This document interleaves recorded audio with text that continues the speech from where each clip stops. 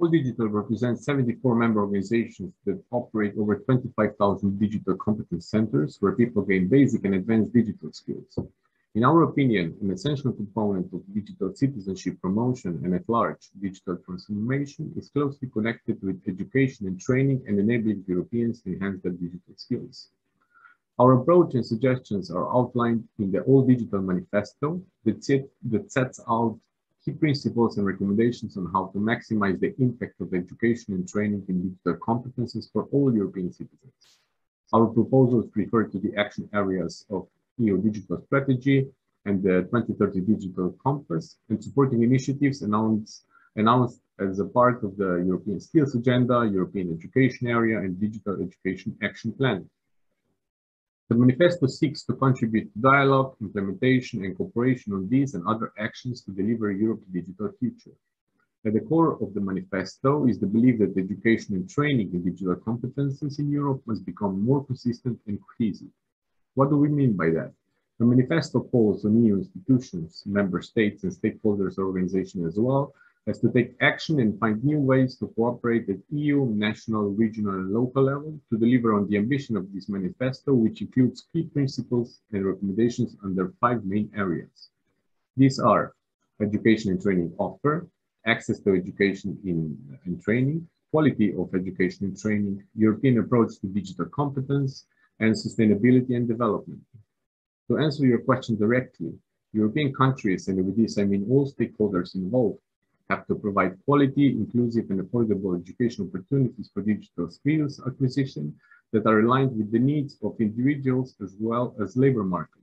Furthermore, strengthening the collaboration in development of competency frameworks, certification, and policies further is necessary, as well as sufficient investments in infrastructure, innovation, and services.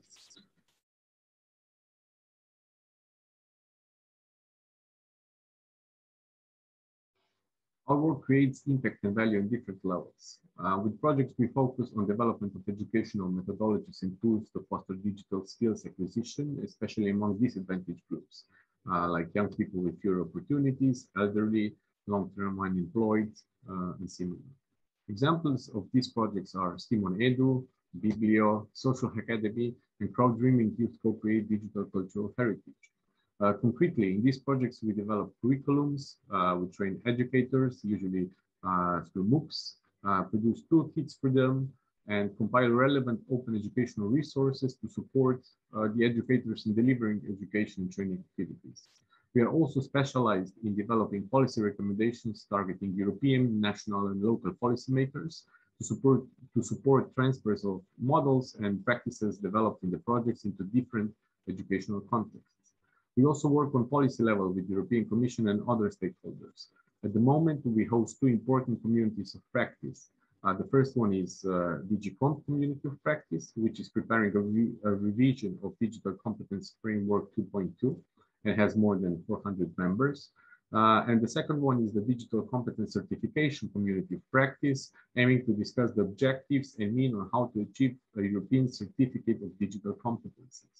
By participating in expert groups of the European Commission like Delta and Media Literacy Expert Group, we directly contribute to the development of policies and practices with our expertise and experience from grassroots level activities.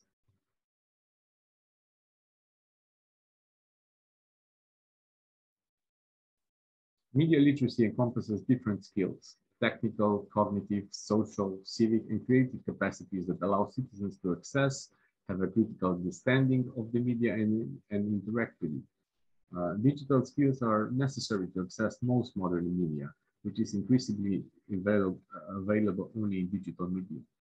Equally important is teaching citizens to thoughtfully use their digital skills with responsibility in the production, consumption, and sharing of media. Therefore, digital competences should be taught hand in hand with critical thinking and civic skills. Otherwise, they will remain mere technical skills for using digital tools. In addition, communication skills are important. They are the tools to express and articulate an opinion or a thought. By sharing personal thoughts on online media, people are a part of the society and should be aware that their online interaction can be as impactful. To be engaging and successful, training on media literacy should encompass all these aspects. To reach learners in diverse contexts, especially disadvantaged learners such as those with lower educational levels from disadvantaged socioeconomic backgrounds, migrants and newcomers, elderly, early school leavers, etc. We need to think outside of the box of the formal education system. Non-formal education and training providers have a key role to play as they are not only closer to those target groups, but also more flexible in implementing targeted innovative training on specific topics. It is also very important that training is designed in such a way that it empowers the learners to become media prosumers, not mere media consumers. Being put into the shoes of content creator helps the learner helps the learner understand what is behind the process of creating digital or any other media content.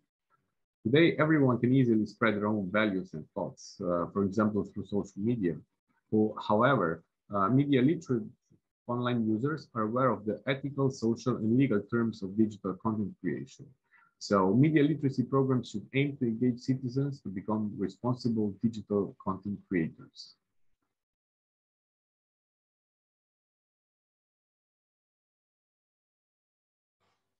Media practices have changed, and now we're not only receiving information passively.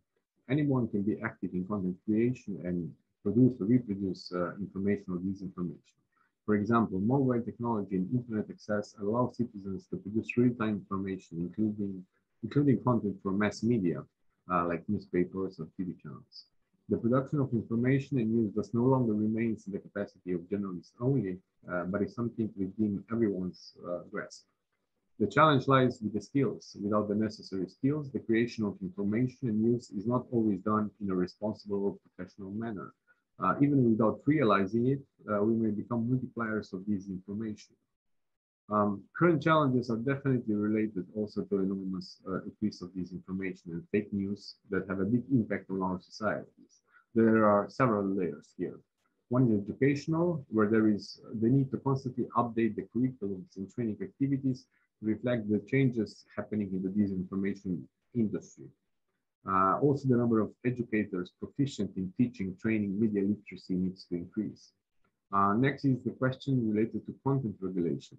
I'm not advocating for or against, but I think that any activities that have the potential to negatively impact the society must be discussed from the point of view of public regulation. And when thinking about the future challenges, I see one in understanding how new and emerging technologies like blockchain, machine learning, Internet of Things affect our daily lives. This is beyond the scope of media literacy as we define it today, and more a part of what the European Commission calls digital literacy. Definitely, media literacy will also need to evolve further to allow to follow, not to allow, the fast pace of technological development and its impact on all of us.